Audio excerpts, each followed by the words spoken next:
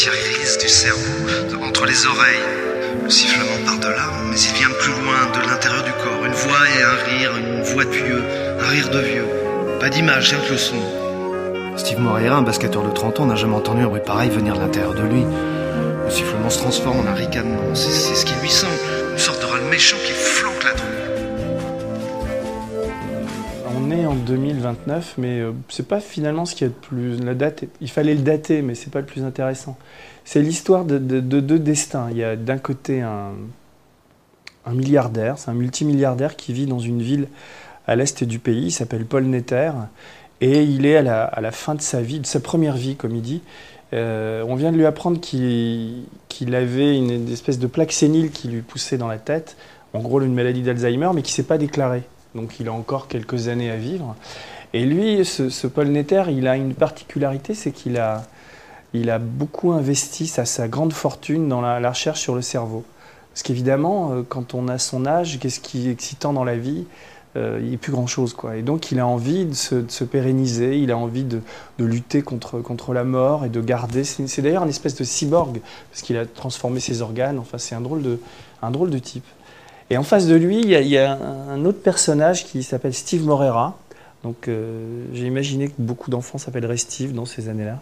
Et Steve Moreira, c'est un type, il a 30 ans, il mesure 1m99, c'est une bête de la nature, c'est un grand basketteur qui joue dans un club à Istanbul. Et un match, il y a un match qui a... Allez, dans ce temps-là, j'ai imaginé que le sport, en tout cas l'argent du sport, allait être un enjeu considérable. Et la mafia a mis son nez là-dedans et achète des matchs pour truquer des sociétés de paris, des choses comme ça. Et Moreira va refuser enfin, il ne va pas savoir qu'un match a été acheté et il va fuir. Il va fuir Istanbul, il va fuir la mafia, il a peur et il se réfugie dans la ville de Netter, qui est sa ville natale. Et à ce moment-là, leurs deux destins vont se croiser. Nous sommes tout simplement à l'aube de donner à l'homme une sorte d'immortalité en conservant sa mémoire. Ce sera un homme nouveau. Nous vous offrons de partager ses progrès avec nous. Steve avait-il compris ce jour-là qu'on allait lui proposer d'être ce nouvel homme ? Ce premier immortel à la mémoire surhumaine, avait-il compris qu'on allait lui proposer de partager son cerveau avec celui de Netter, et réciproquement, puis que leur mémoire conjuguée serait stockée pour être un jour transmise à un autre homme, et ainsi de suite? Avait-il compris que mémoire et conscience pouvaient se confondre? Et j'ai trouvé que ce qui me passionnait le plus, moi en tout cas, c'était la science. Et c'était de toute la science, la neurobiologie, je trouve que c'est ce qui ouvre des pans absolument invraisemblables sur le devenir de l'humanité.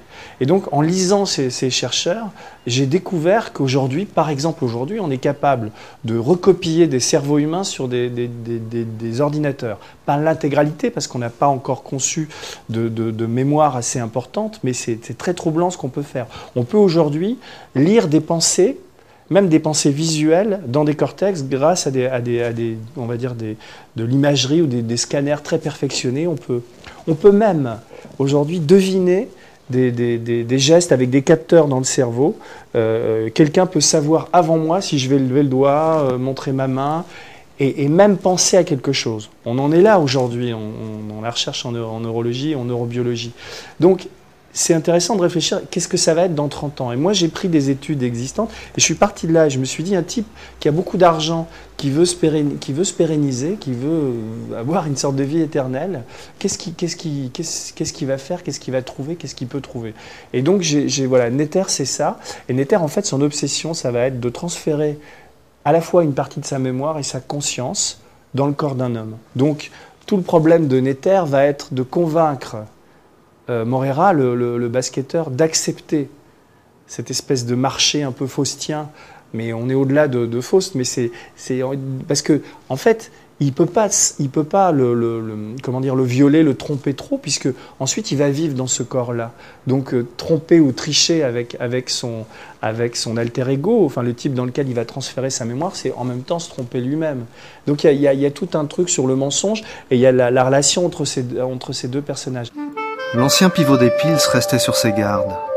Le marché de Netter n'était pas encore clair. Steve comprit qu'il devait servir de cobaye pour un transfert de mémoire. Cela ne pouvait qu'améliorer ses capacités intellectuelles, avait justifié le milliardaire.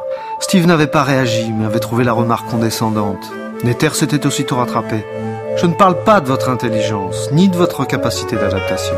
Je parle de vos connaissances et de vos expériences.